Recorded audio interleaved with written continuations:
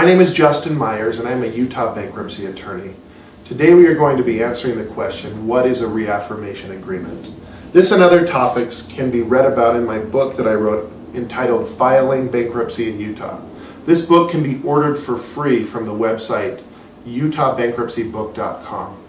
You can also call my office at 801-308-8200 and set up a free initial consultation to meet with me. A reaffirmation agreement is a new legal agreement between the debtor and a creditor where the debtor agrees to become legally obligated to pay a debt again after the debt has been discharged through the bankruptcy. A reaffirmation agreement must be signed by the debtor after the bankruptcy case is filed and before a discharge is granted in the case. A reaffirmation agreement needs to be approved by the court in order to be effective. Also, if the debtor is represented by an attorney, the attorney needs to sign a certification wherein the attorney certifies that the reaffirmation agreement is not a hardship for the debtor. If the debtor is not represented by an attorney, the judge in the case will set a hearing to discuss with the debtor the legal issues surrounding the reaffirmation agreement, and the judge will determine whether or not the reaffirmation is a hardship for the debtor. Before signing a reaffirmation agreement, the debtor needs to know what the reaffirmation agreement is and what legal ramifications are associated with signing it.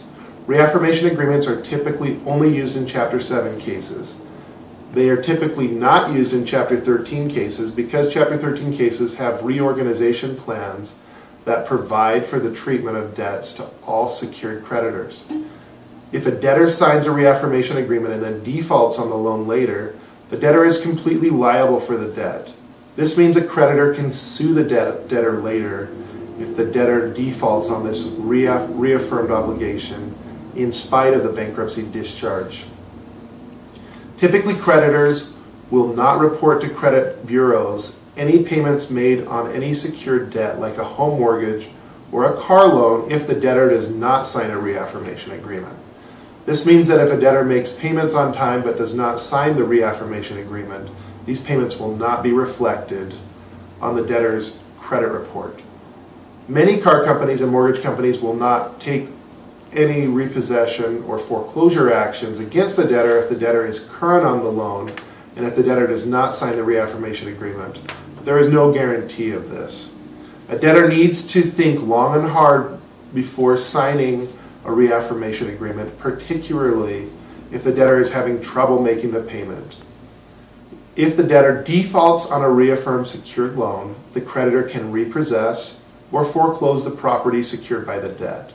The creditor can then sue the debtor for a deficiency, and this can make it quite difficult for the debtor to take advantage of the fresh start that a Chapter 7 bankruptcy offers.